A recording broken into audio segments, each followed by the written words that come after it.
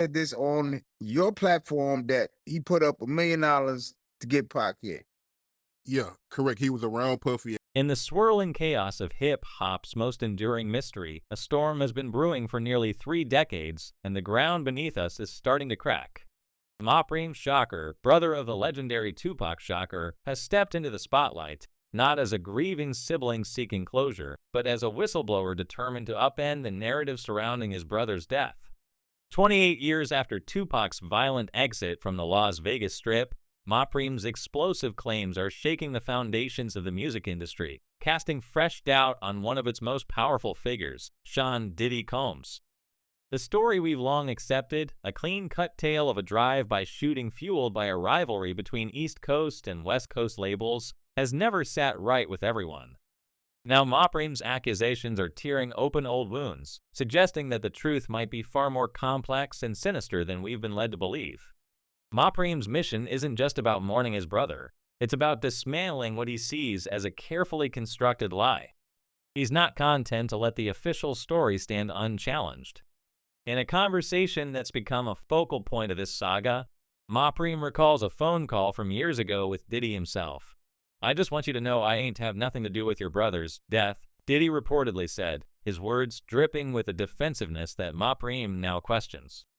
Those words, once perhaps dismissed as a formality, have taken on a new weight. Mopreem doesn't outright accuse Diddy of orchestrating Tupac's murder, but his skepticism is palpable, lingering like an unresolved chord. "I don't believe it was a 100% honest statement," he says of Diddy's denial, and with that, the floodgates of speculation have burst open.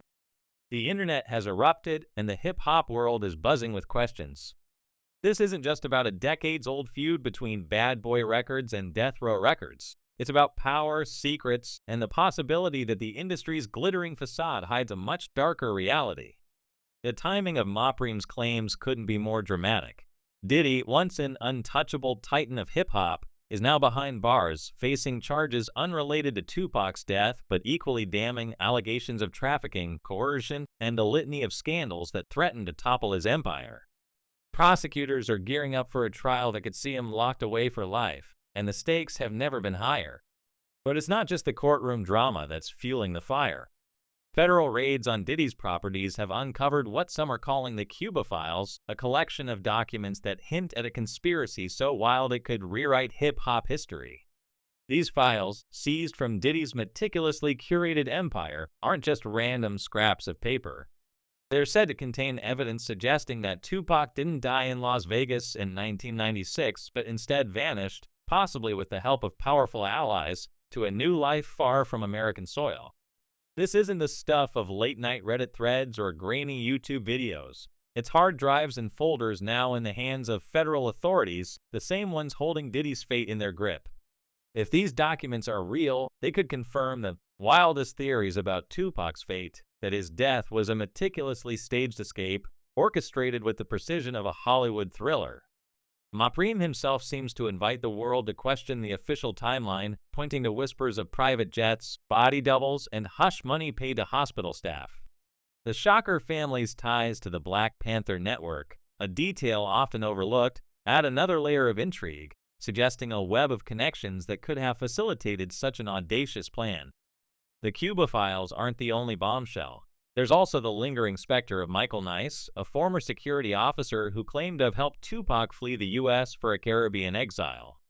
His story, once dismissed as a publicity stunt, gained traction when he promised to produce proof, only to vanish under mysterious circumstances. Was he silenced, or did he simply fade into the shadows? The absence of concrete evidence is a recurring theme in this saga, where every lead seems to dissolve just as it's within reach. Mopreem's refusal to let these questions die keeps the story alive, but it also underscores the maddening elusiveness of the truth. At the heart of this tangled narrative is a rumor that ties it all together, a supposed secret deal between Diddy and Suge Knight, the former head of Death Row Records. The public feud between their labels, Bad Boy and Death Row, defined the 1990s hip-hop landscape, with diss tracks, shootouts, and magazine covers fueling the East Coast-West Coast rivalry. But what if that beef was as staged as a wrestling match? A handful of industry insiders, speaking off the record, have hinted at back-channel communications between the two camps, suggesting that the animosity might have been a carefully crafted illusion.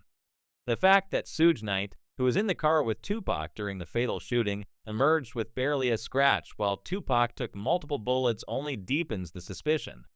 If this was a setup, it was executed with chilling precision. The question of motive looms large. Was it revenge, as some suggest, driven by Tupac's provocative diss tracks? Or was it about money, a $1 million bounty allegedly placed on Tupac's head by Diddy himself, according to Dwayne Keefe D. Davis, the only man charged in connection with the shooting? Keefe D's taped confession, in which he names Diddy 47 times, is a bombshell that's impossible to ignore. He claims Diddy offered him $1 million to eliminate Tupac, a deal sealed with a promise to give anything for that dude's head. Whether it was bravado or a genuine contract, Keefe D's words have become a cornerstone of the case, reverberating through courtrooms and social media alike. But Keefe D's arrest, after years of openly boasting about his role, raises its own questions. Why now?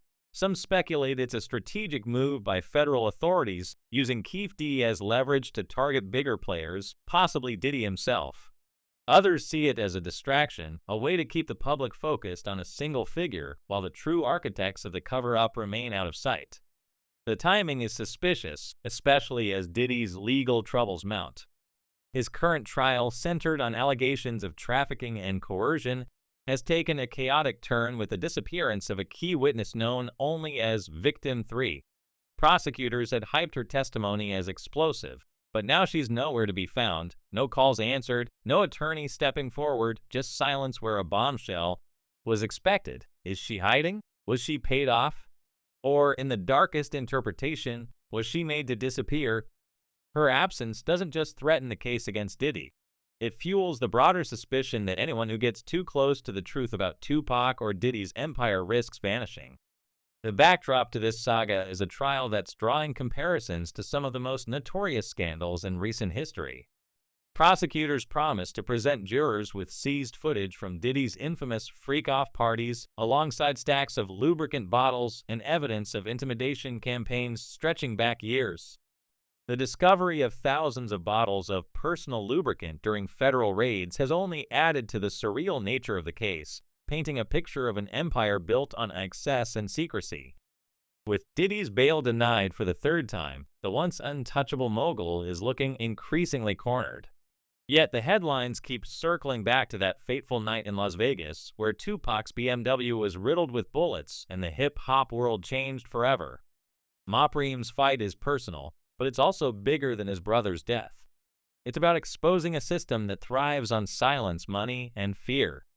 The Shocker family, backed by high-profile attorney Alex Spiro, known for his work on Alec Baldwin's Rust shooting case, has poured significant resources into prying open doors that law enforcement left shut decades ago.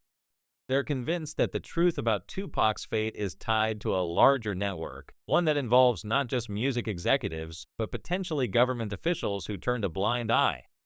The Cuba files, if they're as damning as some claim, could expose payments to hospital staff, security teams, and even political operatives, implicating a web of power that stretches far beyond the music industry. The implications are staggering. If Tupac's death was indeed a staged escape, it would force a reckoning with everything we thought we knew about the 1990s hip-hop era. Every friendship, every rivalry, every dollar earned or lost would need to be re-examined. Diddy, who rose from the ashes of that era to become one of hip-hop's most powerful figures, could be recast as either a master manipulator or the ultimate scapegoat. The Cuba files, reportedly containing spreadsheets of secret payments and redacted names tied to shell companies, could be the key to unraveling this mystery, or they could be a carefully planted distraction, a way to keep the public chasing shadows while the truth slips away.